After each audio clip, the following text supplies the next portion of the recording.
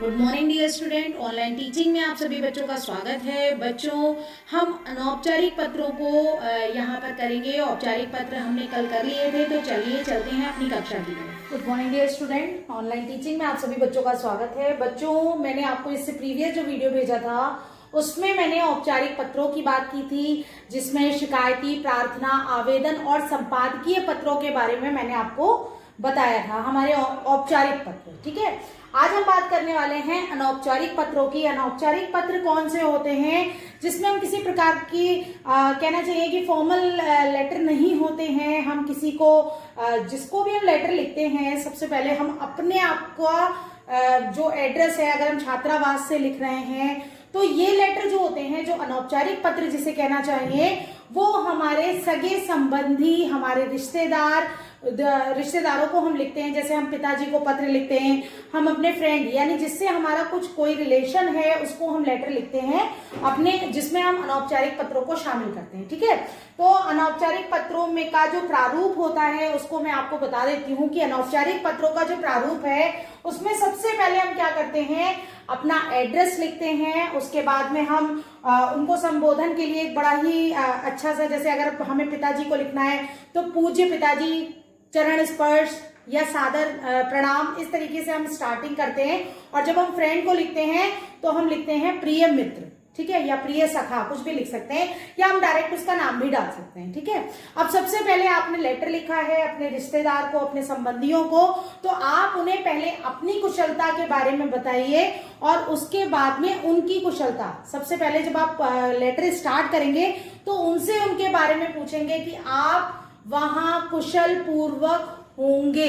ठीक है, ये आप आशा जताने के साथ साथ लेटर में लिखेंगे कि सादर प्रणाम, या मैं यहाँ पर कुशलता से हूँ, क्योंकि आपके जो रिलेटिव्स हैं उनको आपकी चिंता रहती है, तो आप सबसे पहले अपने बारे में बताएंगे कि मैं यहाँ कुशलता से हूँ, आशा करता हूँ कि आप भी वहां पर कुशलता पूर्वक होंगे। ठीक है, ये मैंने एक लाइन यहाँ पर आपको जो मैंने प्रारूप बताया उस प्रारूप में आप ये लाइन अटैच करेंगे। और ये लाइन करने के बाद में आपको करना क्या है, ये जब आपने लिख दिया कि आप वहां, या आपका पत्र पाकर मुझे बड़ी प्रसन्नता हुई, ये भी आप लिख सकते हैं। ठीक है, उसके बाद में आपका जो विषय, जैसे अगर आप अपने मित्र को लिख रहे हैं, अपने सखा को लिख रहे हैं, तो आप उसमें क्या डाल देंगे, आप उसमें डालेंगे कि मुझे तुम्हारा पत्र मिला और मुझे जानकर बड़ी प्रसन्नता है कि 15 नवंबर को, या जो भी आप डेट देना चाहें, उसमें आप जब फ्रेंड को इनवाइट कर रहे हैं, ठीक है, तो आप उसको इनविटेशन में क्या बताएंगे कि 15 नवंबर को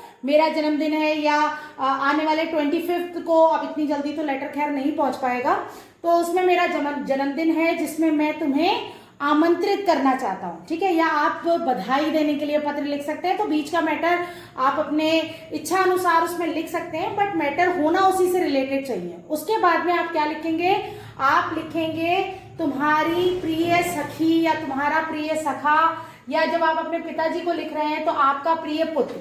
ठीक है, उसके लास्ट में आपको करना क्या है, उनका एड्रेस लिखना है। ठीक है, लेटर पहुंचेगा कैसे, लेटर तो तभी पहुंचेगा जब आप उनका एड्रेस लिखोगे, तभी तो पहुंच पाएगा। ठीक है, तो ये आपको अनौपचारिक पत्रों में करना होता है। अनौपचारिक पत्र आपके सगे संबंधी, आपके रिश्तेदार, आपके परिचितों के लिए लिखे जाते हैं। वैसे तो आजकल मोबाइल का जमाना है, लेटर बहुत कम हो गए हैं, तो यहाँ पर एक आपके लिए छोटी सी एक्टिविटी है जिसमें आप अपनी दादी या नानी को, ठीक है, दोनों में से किसी एक को या दोनों को भी आप क्या लिख सकते हैं, एक प्रेम पूर्वक एक पत्र लिखिए अपनी दादी और नानी को, और उनको अपनी कुशलता के बारे में, उनकी कुशलता के बारे में सारी चीजें आप पता करेंगे। ठीक है, तो ये एक आपकी एक्टिविटी है जो आप इसमें करेंगे।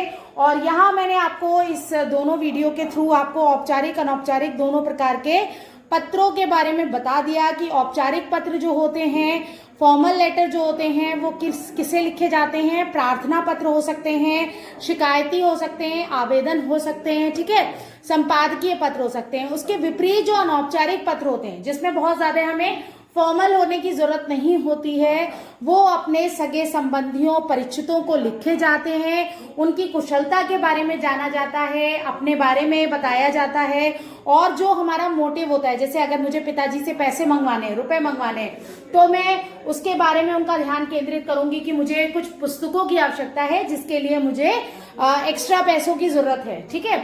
आप ये लिख सकते हैं। इसके साथ साथ आपको अगर अपने फ्रेंड को इनवाइट करना है तो आप उसको इनविटेशन दे सकते हैं। कहाँ पर आप उसको इनवाइट कर रहे हैं वो एड्रेस भी आप जरूर लिखेंगे कि मैं अपना जन्मदिन इस वर्ष जो है इस बैंकेट हॉल में बड़ी ही धूमधाम से मना रहा हूं और मुझे उम्मीद है कि तुम जरूर आओगे, ठीक है।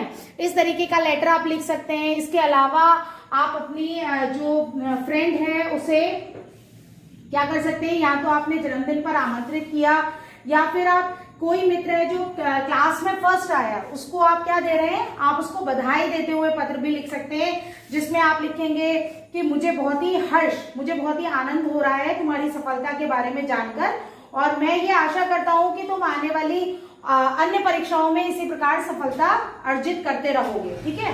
तुम्हारे कठिन परिश्रम के कारण ये सब संभव हो पाया है क्योंकि उसने मेहनत की है, ये भी आप बताएंगे। और लास्ट में आप लिखेंगे कि मैं तुम्हारे उज्जवल भविष्य की कामना करते हुए तुम्हें पुनः बधाई देता हूं, ठीक है।